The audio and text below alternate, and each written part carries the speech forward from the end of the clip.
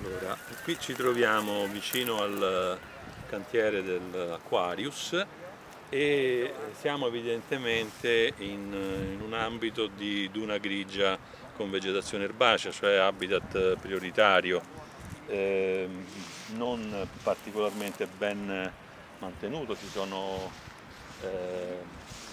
alloctone invasive, c'è qualche penetrazione di specie della duna bianca, però se non altro la costanza della diffusione dei muschi sta a testimoniare la presenza di questo habitat, anche meglio espresso di quanto non riportato nelle cartografie dell'Atlante della Laguna, per esempio, dove si parla più evidentemente di mosaici. Qui siamo in un habitat prioritario con intrusioni di specie di duna bianca e alloctone invasive. Ci sono però anche testimonianze tipo la Fumana procumbens, specie perenni che stanno a testimoniare appunto una buona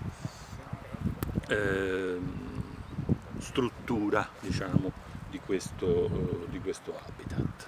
Come dicevamo, questa è una specie legnosa alla base, una specie perenne, che ha una vita abbastanza lunga, quindi mi sta raccontando che questo habitat è ben stabile, non è qualcosa che si sta formando in questi anni. E il mosaico è dovuto unicamente al disturbo. Lasciato tranquillo, questo si consolida come habitat, senza dubbio.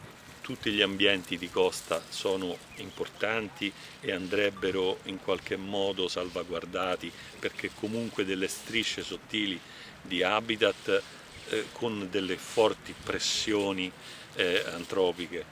Ma qui nell'Alto Adriatico, sulle coste basse Alto Adriatiche, siamo nell'unico settore di costa del mare Mediterraneo che non gode di clima mediterraneo. Questo habitat qui, che qui è particolarmente ben espresso, anche se alterato, lo ritroviamo nella Francia atlantica, non lo ritroviamo in nessun'altra parte del Mediterraneo.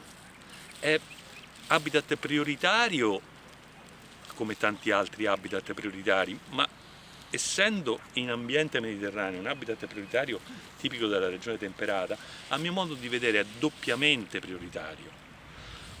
Le bellissime dune grigie con vegetazione erbacea che troviamo vicino a Calais, in quelle zone lì, su dune profondissime, eccetera, sono, permettetemi, un pochino più banali, in quanto non hanno la penetrazione di specie mediterranee che invece c'è qua. Qui c'è un mosaico di un habitat tipicamente temperato con intrusioni di specie mediterranee. È unico al mondo.